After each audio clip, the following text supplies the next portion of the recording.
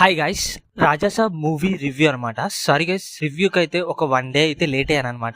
ఇక మూవీ విషయానికి వచ్చేస్తే మూవీ ఎలా ఉంది అంటే కొద్దిగా డిసప్పాయింట్ అయ్యానని అయితే చెప్తానమాట. ఫస్ట్ ఆఫ్ ఆల్ నేను ప్రభాస్ అన్న ఫ్యాన్ అనమాట, మామూలు ఫ్యాన్ కాదు. సో మారుతి గారు కొద్దిగా డిసప్పాయింట్ చేశారనే చెప్పొచ్చు. విజువల్ గా మూవీ చాలా బాగుంది. వింటేజ్ ప్రభాస్ అన్న అయితే వచ్చినట్టు కనపడుతుంది అనమాట, వేరే లెవెల్ గా. దానికి మారుతి గారు 100% అయితే ట్రై చేశారు, ఎందుకంటే వేరే లెవెల్ గా అనిపించింది. ఆ కామెడీ ట్రాక్స్ ఏంటి, అసలు మిస్టర్ పర్ఫెక్ట్ అండ్ దాంతో పాటు ప్రభాస్ అన్న వింటేజ్ లుక్ అయితే వచ్చేసింది. అసలు వేరే లెవెల్ కామెడీ అయితే అన్లిమిటెడ్ అని చెప్పొచ్చు అనమాట. Full family entertainment. ఇక మూవీలో బాగా డిసప్పాయింట్ అయింది ఏంటంటే, సో ఫస్ట్ హాఫ్ లాగ్ అనమాట. విజువల్ గా అయితే మూవీ వేరే లెవెల్ గా అనిపించింది. ఆ విజువల్ గా కూడా అసలు వేరే లెవెల్ గా అనిపించాయి.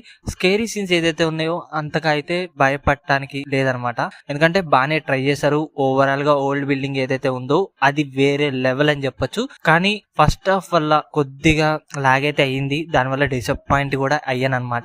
ఇక సెకండ్ హాఫ్ ఏదైతే ఉందో ఒక హైప్ ని అయితే సెట్ చేసింది అనమాట.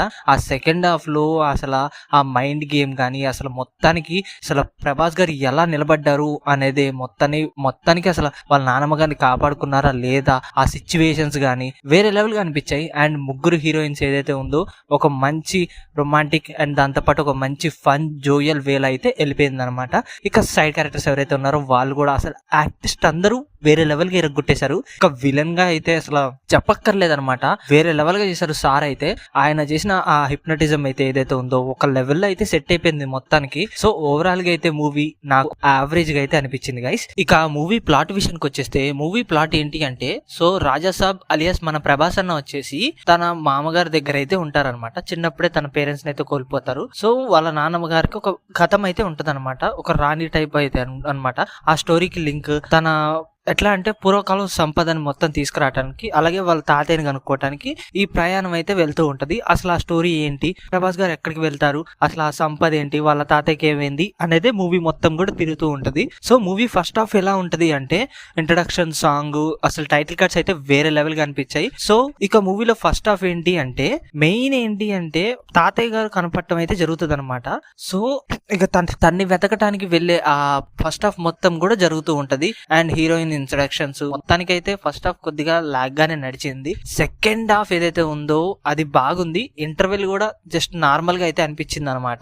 సెకండ్ హాఫ్ నుంచి ఒక మంచి హైప్ అండ్ ఆ ముసలి ఫైట్స్ గానీ దాంతో పాటు అసలు సెకండ్ హాఫ్ ఒక రేంజ్ లో అయితే నిలబడింది. ఇక క్లైమాక్స్ ఏదైతే ఉందో పీక్స్ అని చెప్పొచ్చు. సెకండ్ హాఫ్ అబ్బా మూవీకి ప్లస్ హార్ట్ అని కూడా చెప్పొచ్చు అనమాట. ఒక స్లో పాయిజన్ టైప్ లో అయితే ఎక్కుతూ ఉంటది. ఇక క్లైమాక్స్ తర్వాత లాస్ట్ లో ఎండింగ్ లో పడే పార్ట్ 2 కి సంబంధించిన ఆ సీన్ ఏదైతే ఉందో అది చాలా బాగా ఉంది. 1935. సో చూద్దాం పార్ట్ 2 ఎలా ఉంటది అనేది. ఇక మూవీలో ప్లసెస్ విషయానికి వచ్చేస్తే ప్రభాస్ అన్న acting, vintage looks, second half performance, climax peaks, heroines తో కామెడీ, రొమాంటిక్ అండ్ ప్రభాస్ అన్న కామెడీ ట్రాక్స్, అసలు విజువల్ గా ఓల్డ్ బిల్డింగ్ ఏదైతే ఉందో అది మొత్తం కూడా చాలా బాగుంది. ఇక మైనస్ల విషయానికి వచ్చేస్తే నరేషన్ కొద్దిగా స్లో అయిపోయి, రైటింగ్ స్లో అయిపోయి, దానివల్ల కొద్దిగా దెబ్బతింటం వల్ల ఫస్ట్ హాఫ్ కొద్దిగా దెబ్బతింటం వల్ల సో దానివల్ల డిసప్పాయింట్ అయితే అయ్యాను అనమాట. ఇక సాంగ్స్ బీజిఎంస్ విషయానికి వచ్చేస్తే బీజిఎం అయితే తమన్ గారు ఇరగొట్టేశారని చెప్పొచ్చు. అసలు చోళలో నుంచి అయితే మామూలుగా రాలేదనమాట, సౌండ్ ఘోరంగా. ఇక ఓవరాల్ గా అయితే దీనికి రేటింగ్ వచ్చేసి 5 అయితే 3 అయితే ఇస్తున్నాను గైస్.